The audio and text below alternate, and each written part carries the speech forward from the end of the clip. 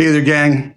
Before we go any further in this course, I got moved today by another video I made about the year 1973, the music of the year of 1973 and how important it was in my life.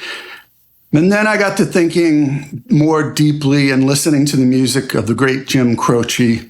And I realized that the essence of everything I believe in as a musician and a songwriter goes back to Jim Croce. It's an excellent example for you, and it encapsulates everything I've been talking about. So let me just illustrate for you the examples that Jim set as a songwriter and how they apply to these lessons, these episodes I've been putting out there for you, and how they can make you a better songwriter and what you should aspire to. We all know Bad Bad Leroy Brown, which was a #1 hit the day that Jim Croce's plane went down. Now, I personally believe he would have been one of the greats of all time. I still think he is one of the greats of all time, but maybe people would know him even more if he had more time because he had just reached the pinnacle of his career. But Bad Bad Leroy Brown, though it was his only #1, is not his best song. It's not even his best song based on the same premise. That's You Don't Mess Around with Jim. You Don't Mess Around with Jim is a perfect song. Uptown got its hustlers. The Bowery got its bums. 42nd Street got Big Jim Walker. He's a pool-shooting son of a gun. Yeah, he's big and dumb as a man can come, but he's stronger than a country hog. And when the bad folks all get together at night, you know, they all call Big Jim boss, just because. He adds that just because it rhymes with boss, but it's also just the alliteration. It's like, he was a genius. Jim was street, but he was a poet, and everyone related to him. And they say, don't tug on Superman's cape, you don't spit into the wind, you don't pull the mask off the old Lone Ranger, and you don't mess around with Jim.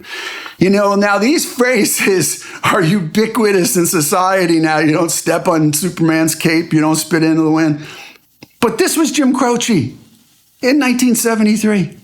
Amazing. Here's where the song becomes genius. Again, the song is, You Don't Mess Around with Jim. Well, out of South Alabama come a country boy. He say, I'm looking for a man named Jim.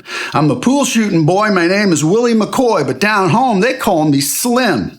I'm looking for the king of 42nd Street. He's driving a drop-top Cadillac. Last week he took all my money, and it may sound funny, but I've come to get my money back. And everybody say, Jack, you don't tug on Superman's cape, right? Okay, well, but the two men get into a fight and Slim wins. And the song then turns into, you don't tug on Superman's cape, you don't spit into the wind, you don't pull the mask off the Lone Ranger, and you don't mess around with Slim. To me, this is genius. No bridge, by the way. Didn't need one. If you don't need one, you don't put one in there. It's perfect. It's perfect. Anyway, you don't mess around with Jim. But that's not all. Operator. Do you know the song Operator? You should. I'm pretty sure you do. Operator. Well, could you help me place this call? See, the number on the matchbook is old and faded. She's living in LA with my best old ex-friend Ray, a guy she said she knew well and sometimes hated. Isn't that the way they say it goes? But let's forget all that and give me the number if you can find it so I can call just to tell them I'm fine and to show I've overcome the blow. I've learned to take it well. I only wish my words could just convince myself that it just wasn't real, but that's not the way it feels. Amazing, right? But that's not the great part. He sets it up, he pulls you in, there's recognition, there's revelation. Second verse. Operator, could you help me place this call? Because I can't read the number that you just gave me. There's something in my eyes. It happens every time. I think about the love that I thought would save me. Of course, she gives him the number and he's crying. I mean, come on, man. Jim Croce. This is the essence of a perfect songwriter. This is as good as it gets, and I really miss Jim.